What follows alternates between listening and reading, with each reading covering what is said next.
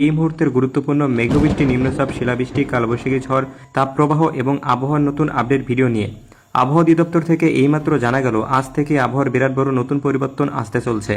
টানা কয়েকদিনের বৃষ্টিতে তীব্র গরম অনেকটাই কমে স্বস্তি ফিরেছে। গত 24 ঘন্টায় দেশের সর্বোচ্চ 101 মিলিমিটার বৃষ্টিপাত রেকর্ড করা হয়েছে। এতে তাপমাত্রা নেমে এসেছে 33 ডিগ্রি সেলসিয়াসের ঘরে।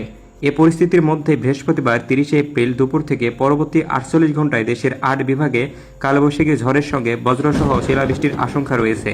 এখন থেকে পরবর্তী 48 ঘন্টার মধ্যে রংপুর, রাজশাহী, ময়মনসিংহ, ঢাকা, খুলনা, বরিশাল, চট্টগ্রাম ও সিলেট বিভাগের উপর দিয়ে বিচ্ছিন্নভাবে পশ্চিম অথবা উত্তর পশ্চিম দিক থেকে ঘন্টায় 60 থেকে 80 কিলোমিটার বা তারও অধিক বেগে ঝড়ো হাওয়া সহ কালবৈশাখী ঝড় বয়ে যেতে পারে। সেই সঙ্গে এ সময় কালবৈশাখী ঝড়ের সঙ্গে বজ্রপাত ও বিচ্ছিন্নভাবে শিলাবৃষ্টিও হতে পারে।